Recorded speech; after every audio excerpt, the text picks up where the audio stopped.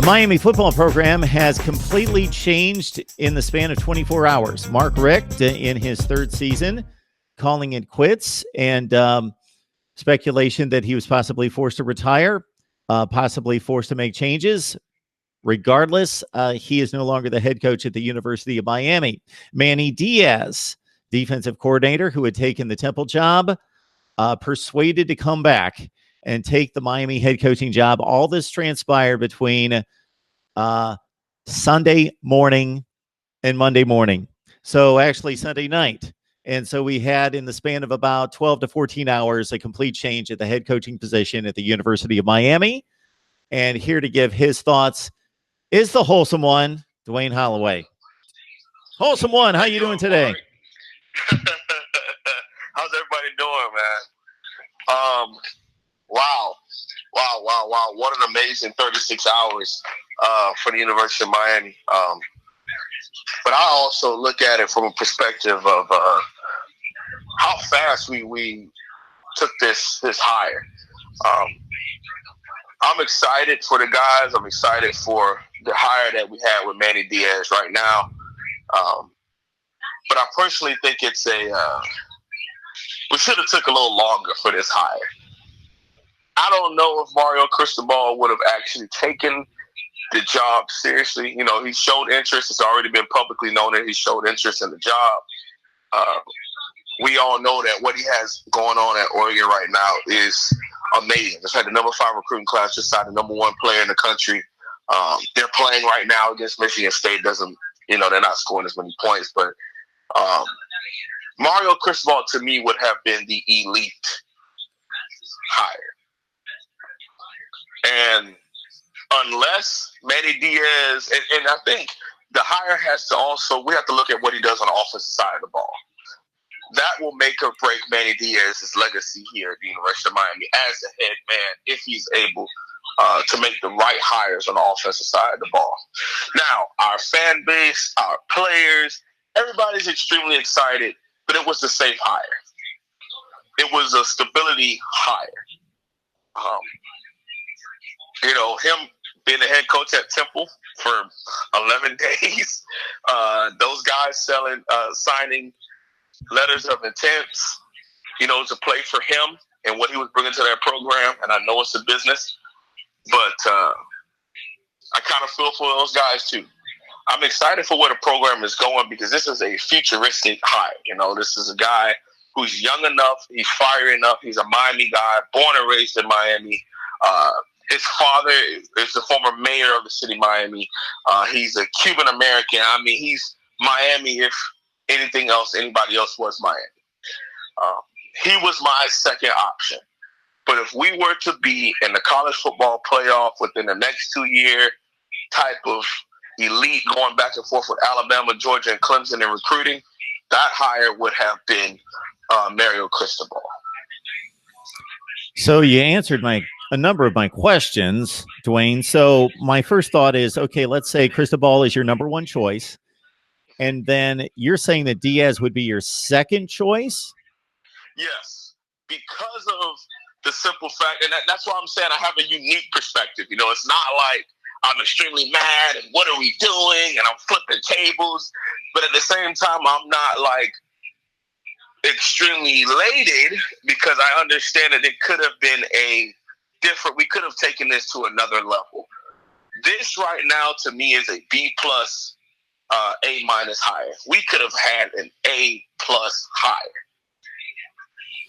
Okay, so for me, if Cristobal is your first choice, and let's say you've got about 2 or 3 other guys that you would go to who weren't Manny Diaz, if Cristobal turned down the job, then I could understand. But since you're not going to get Diaz if Cristobal turns down the job, if you wait too long, if you wait for Cristobal to coach this game and wait a few days, I don't know that Diaz turns around in another few days. I don't know. That's all speculation as to at what point Diaz is at a point of no return. But obviously, the more you allow that situation and him to remain head coach at Temple, the longer or the less likely it is to be able to bring him back, even though he wants the job, no question. this is the job that he's wanted. But so you would have waited a couple days, wait for Oregon to play its game, go after Cristobal, and then make Diaz plan B. Yes. Now, it could have blown up in my face if that was my way of if I was the AD, it could have blown up in my face pretty fast because, like I said before, Mario has built something good at Oregon right now. We can't really judge it. Let's call it great and immaculate because it's, year 2 maybe, or year 1.5, because he was the interim for the bowl game and then he coached this entire year. So a full year and a semester of coaching there at Oregon. But he's one of the best recruiters in the country. I had this debate with some of the Hurricane fan base saying that, how can I call him a great recruiter if he was there with Alabama? Well, he was able to get some of those 1, 2, and maybe some 3-star guys when he was at FIU competing with the University of Miami in recruiting with some of those lower tier guys like T.Y. Hilton and a couple of other guys. He was also, when he got to Alabama in 2015, was awarded the #1 recruiter in the country award. And it's one thing to be able to recruit these guys and bring them in, but he was able to develop these guys as the offensive line coach. He was the main recruiter for left tackle 74. He plays for the Jaguars now, but he played at Alabama. Robinson. I can't think of his first name. Cam Robinson. Yep. Yes, he was the lead recruiter for Cam Robinson and countless other, of those 5-star guys that go to Alabama. But he was the guy there, bringing this guy in, developing him every day as his offensive line coach. And he was in that Nick Saban tree. Nick Saban has a lot of people who's in this tree that didn't do well, but he was able to see and be hands-on with being a part of the recruiting of national championship winning teams and national championship mindset of how to get to that level. So that's where my mind was with the whole Mario Cristobal thing. All right, so we got the Wholesome One, Dwayne Holloway, on the line from his YouTube channel, The Wholesome One, the U Family. So check him out right there with analysis on Miami football and helping us out with this Manny Diaz hire, which comes off the sudden retirement of Mark Richt. So there's much chat in the live chat here about the offensive coaching staff and the offensive mindset and approach going forward, which, of course, was the huge issue with Mark Richt. So how would you handle all of that in regards to coaching staff on the offensive side, mindset, approach, quarterback situation that you've got now with Perry versus Williams, all of that? Great. You got some great questions flowing today, Mark. Well, just today, huh? Number one thing to me is the two coaches that should be retained. Only these guys are doing great in recruiting. Is Todd Hartley, the tight ends coach and special teams coordinator, and the wide receivers coach Ron Dugans. Those two guys have brought in some great talent, and they have also really built great relationships with the high school coaches down there and with these players. They're players coaches. And at the U, you have to be a players coach, an aggressive players coach. We don't do too well when we have these disciplinarian type of coaches.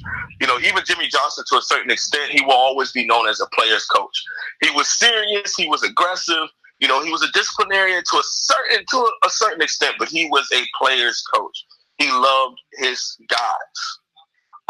And those two guys would be the only people I'd retain on offense if it were up to me. And I think Manny Diaz would also take that into consideration of those being the two guys to retain because of their ties. And he has seen it firsthand, their recruiting and what they've done, developing wide receivers and tight ends at the U. Got to get rid of all the quote-unquote offensive coordinator by name only. Thomas Brown has to go. Calling kids cancers, Mark, is something you don't do. Especially on a national, interview like that. Maybe if somebody had it was typing, maybe if it was like 1991 and it was just typing or something like that, and you could say, "Oh, that was just hearsay." He's on video saying that players are cancers and they shouldn't be here. Yeah. Whether it be true or not, as a coach, you don't do that. Has to go. Stacey Searles, being a former lineman in high school, I understand that all offensive line has a lot to do with the players and the scheme. I don't really know if Stacey Searles is a bad coach. He's had some pretty big-time jobs. He's stuck around. He has guys in the NFL. But he has to have coached those guys the way that Mark Richt wanted his players to, his offensive line to block. We were a spread team for a long time, so there was a lot of pass-blocking offensive linemen there that now Mark Richt wanted to run this 1978 I-formation type scheme. But I think for the betterment of the program and the trajectory of the program, Stacey Searles does have to go too. I'm not saying he's a horrific coach. I'm not saying that he's a bad coach at all. I just think that for the future of the program, he has to no longer be a part of the staff. Baby Rick, I don't even think Baby Rick should still be on the campus to this day. Baby Rick is John Rick, the quarterback's coach. Absolutely. So you keep him off campus regardless. He doesn't even get back to any kind of extracurricular functions or anything. You just ward him off of campus completely. Oh, yes. We're going to have some of the players help you take your stuff. Wow. There's a truck outside. Dang. You got to go. All right. Escorted off campus. It's been that bad. Security escort. We got limousines. We're going to make you feel good on your way out. Yeah, he has to go. Wait, that was the third part that you had asked me. Well, it's a little speculation based on Jaron Williams' lack of play. We haven't seen anything out of him, but N'Kosi Perry we have. How would you approach the quarterback situation? Do you think Perry has any advantage in it, or is it wide open based on your evaluation and assessment? Well, it's a wide open dogfight. And that's what makes great players. I've gone on here before and said the same thing about, at the beginning of the season before we had the LSU game, bringing in all this talent and guys creating competition that makes you better. Competition makes you better in anything in life. You you're running your own channel, me running my own channel. We want to put out the best content, but you're able to bring in the best bloggers, across college football. So you have Cam Underwood and Alonzo 1219 and me. So when we come on here, we're all representing, UM football, but there's a little competition there. You want to be well prepared. You want to come on and speak well and speak fluently and represent the University of Miami well. But that's just talking football. On the football field and on a practice field in our indoor practice facility or on Green Tree practice fields, there needs to be a level of competition that's national championship worthy. And at the quarterback position over the last couple of years, there hasn't been that as far as, who's the better man in competition. We've had front runners like Stephen Morris and Brad Kikes, where they had nobody else really around them to push them. But now we have guys and Jaron Williams and N'Kosi Perry who are somewhat on the same level and bring two different forms of how to play the position. One has on-field experience with a nice size arm, a little bit inaccurate, but that could have been the scheme also. But he has a cannon, and we saw it against Florida State. We saw it against, all the other games that he played, some sparingly, some he was able to play from beginning to end. And Jaron Williams is the quarterback of the future. He might be the one to actually win the national championship for us in the future because of the fact that he is such a cerebral player. He doesn't rely on the cannon arm or the mobility. He relies on knowing where the ball should be placed on the field. He's more of an accurate guy. So, it's a tit for tat. And I believe that Manny Diaz will bring that.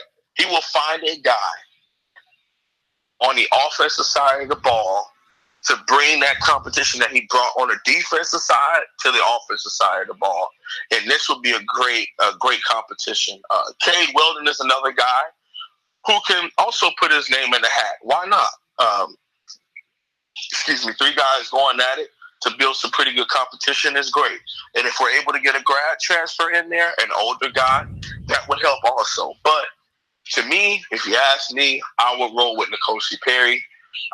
Me watching him do what he did, even though Florida State was down this year, watching him do that in spite of Mark Richt's lackluster offense, if you're able to put him in a spread, attack, aggressive downfield offense, that kid might win a Heisman or at least be ACC Player of the Year in my mind. All right, we're on the line with the Wholesome One, Dwayne Holloway. Catch his YouTube channel, the Wholesome One, the U Family. And Dwayne, of course, breaking down the sudden news that Mark Richt retired, and then the head coaching search lasted all of about a half a day, as Manny Diaz was announced last night as the new head coach at the University of Miami, despite taking the same job at Temple just days ago.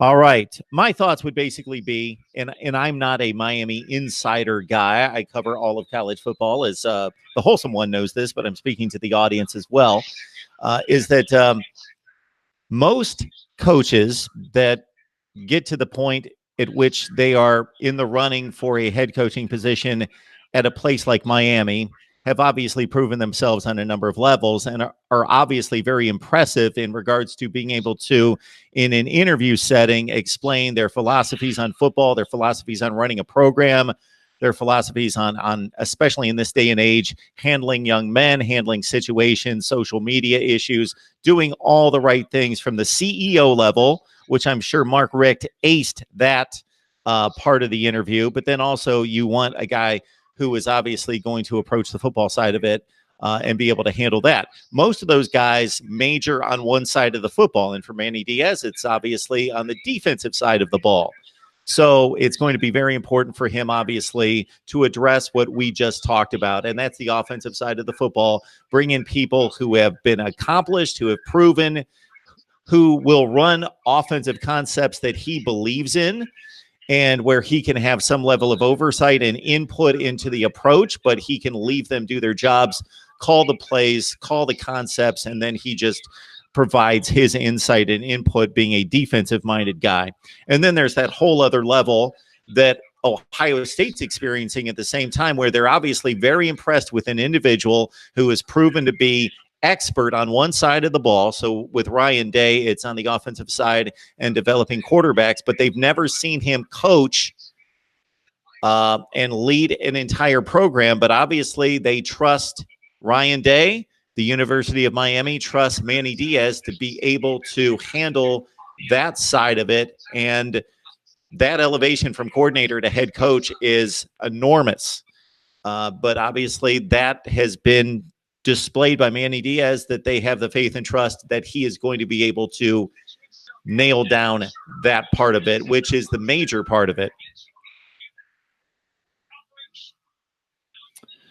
All right, Wholesome One, we appreciate you stopping by and giving your insight. Is there anything else we've missed? I'll ask you this. I'll ask you this. Sure. What should be the expectation for this football team next year? Considering what we just saw, considering what they've gone through, considering that Manny Diaz has to try to recover a very disappointing recruiting class, and he's only going to be able to do so much with only one more signing period left on that 1st February Wednesday. So considering the talent that they have, the schedule, the division, the personnel, everything in place, what should we expect of Miami football in 2019? What is reasonable? I believe a reasonable mindset going into next year will be similar to Mark Richt's first year, that 9-4, 8-5, 9-4 range.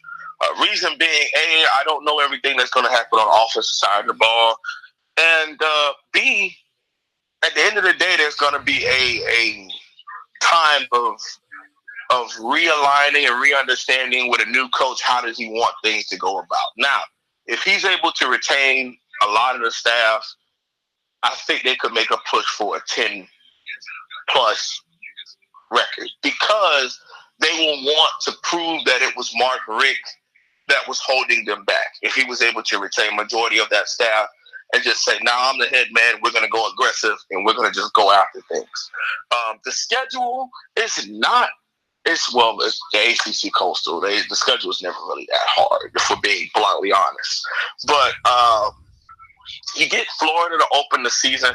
Florida's losing 4 of their 5 starting offensive linemen. They're young and thin on the offensive line. Felipe Franks is a guy that, he's on one game, off one game. Big game stage, you never know which guy shows up. They also lose Polite on the defensive side of the ball. They lose a couple of their defensive backcourt to the National Football League. Their starting middle linebacker declared within the last 3 hours or so. His name escapes me. But I can see that game swinging either way. But I know for a fact that when you watch the Miami Hurricanes next season, win, lose, or draw, they're going to be a lot more aggressive, and it's going to be an attack-style team to a fault. Maybe that comes to bite us, as we saw a lot the last 2 seasons. Well, not a lot, but you saw in some moments where the defense was being so aggressive and so attacking that, hey, if we miss one open field tackle, some guy might be going for 70 yards. A lot of the first half of the Florida State game, DBs were getting torched. But the thing about Manny Diaz is he's not a guy that thinks he's too smart to adjust. That is what has made him a good to great defensive coordinator. Was most teams score a majority of their points against the University of Miami within the last 2 seasons in the first half. Once Manny Diaz conveys his message to the guys and makes his adjustments of what we're going to do now, teams were a lot less likely to score touchdowns on us the second half of quarters 3 and 4. So I think he will retain both linebackers, Shaq Quarterman, number 55, and Mike Pickney, number 56. I think he'll also be able to bring back Joe Jackson, number 99, at defensive end, to be able to say, hey, I'm the head man now. I'm the guy that recruited you all. I'm the guy that's been fighting for you on the defensive side of the ball. Now I am the head man. This is my program now. Come back. Give me your all for 1 more year, and I promise I can get you all higher draft grades. It's been reported that both linebackers got a 4th round or lower draft grade. To me, that means I go straight back to school. But I also don't have millions of dollars or financial issues at stake if I don't go when I should go if I was in their shoes. Joe Jackson is 6'6", 275. At the end of the day, those guys rushing the passers are going to go in the top 50 majority of whatever draft they go into. But if he is able to get that same mindset of aggressive athletes on the football field, making big plays like they should in South Florida on the offensive side of the ball, which is what he has said in interviews over the last couple of hours. He said he's been bombarded with Big 12 and Pac-12 offensive coordinators wanting to come be a part of the South Florida recruiting base of the South Florida offense. If we're able to put guys like that in open space, the University of Miami could go back to being a great program. But like I said before, Mark, it could all blow up in our face. He has no experience as ever being a head coach. So you never know at this point. But if I'm weighing on the side of positivity and the projection of the program, this is A, a stability hire, B, young and aggressive, which is the 2 things I said on Twitter that I wanted for us. A young and aggressive coach that the kids will go through a wall for, and Manny Diaz is that guy. So let's consider the great programs in college football that just in the last handful of years have hired coaches who had no head coaching experience at this level. Clemson, Dabo Swinney, Ohio State, Ryan Day, Oklahoma, Lincoln Riley, USC comes to mind with Clay Helton, Texas, Tom Herman, although he was at Houston right before. Okay, I'll discount that. But it's been done a number of times. Kirby Smart, Georgia.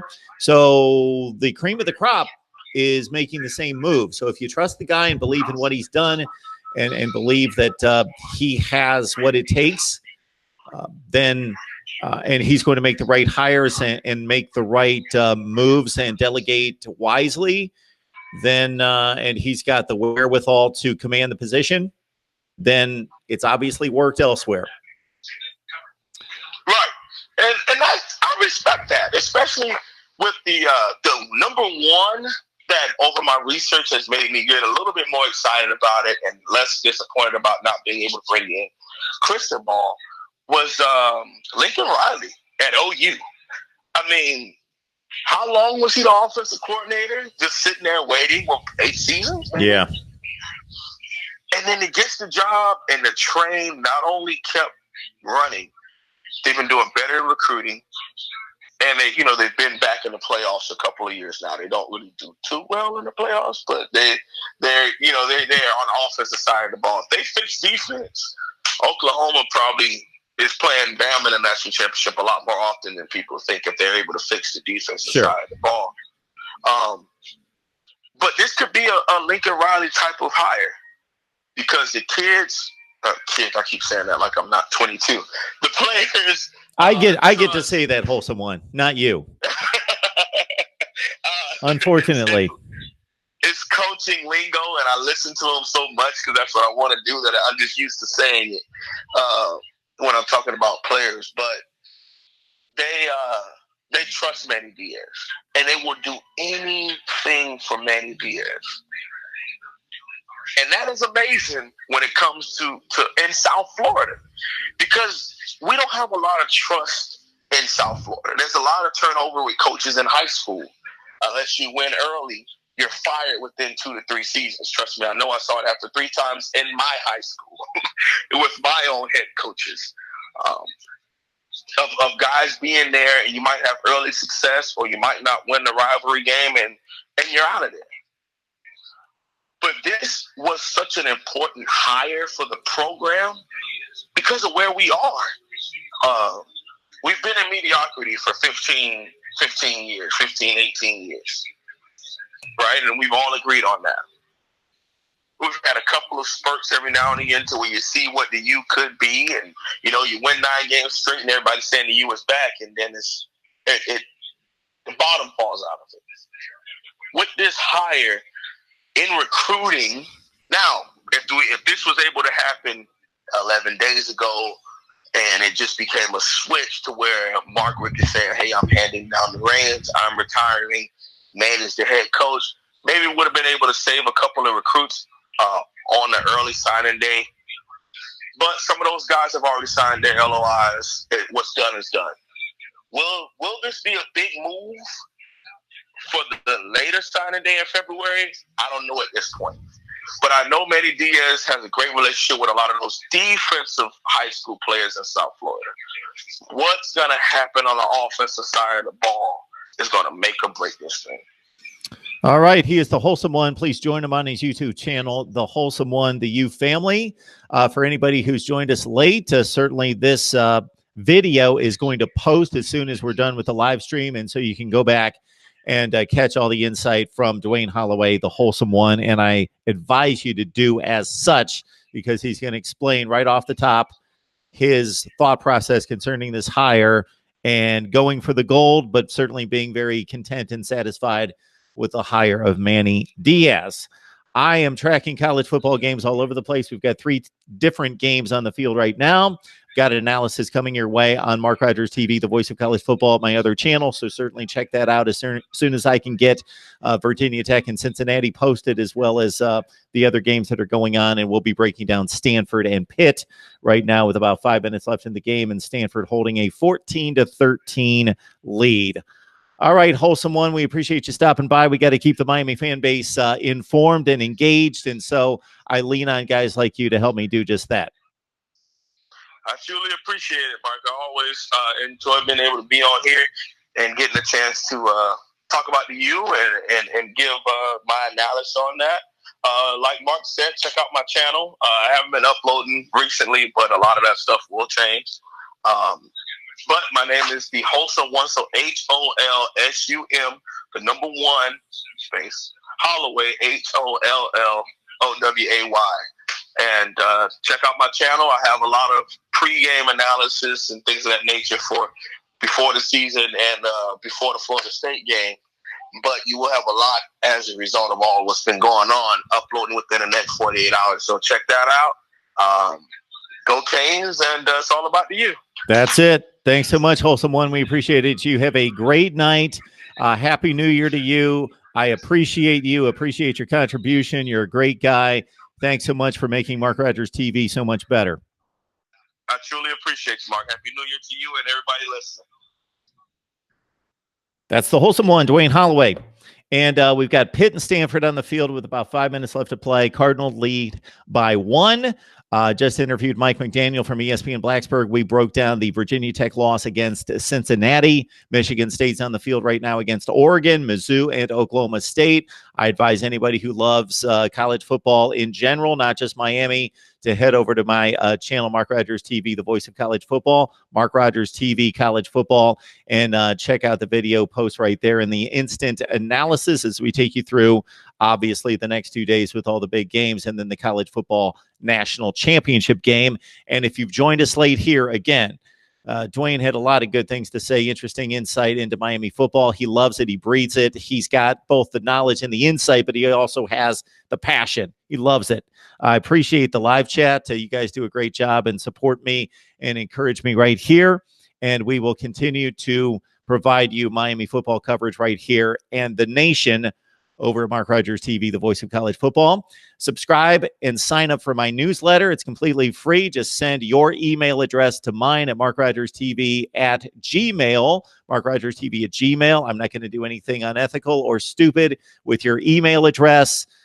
We've got about 100 people that can vouch for that right now who have been getting the newsletter for the last 15 weeks. It's power-packed with college football content, facts, trends, stats that you won't find anywhere else, plus insight from myself and updates on the channels as well. Right here at Mark Rogers TV, the voice of college football. Please leave any kind of suggestions, requests, comments in the comments section. I try to get to as many as possible. I had at my regular channel close to 10,000 comments last month. So, of course, I can't get to all the comments, but I try to scan them, look for the best comments, maybe some people that I haven't heard from before.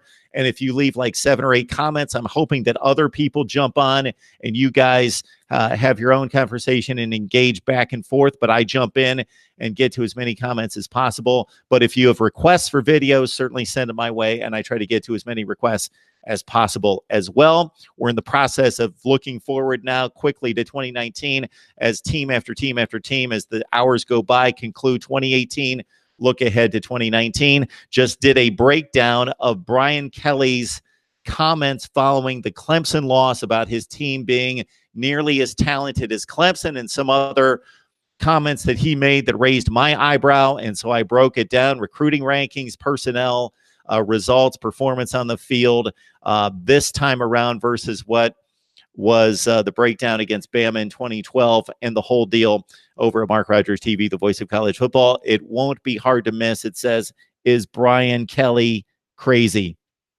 All right. We appreciate you. Thanks so much. And again, any comments, suggestions, questions that you have, certainly send them my way, and we'll get back to you right here at Mark Rogers TV, the voice of college football. See you guys soon.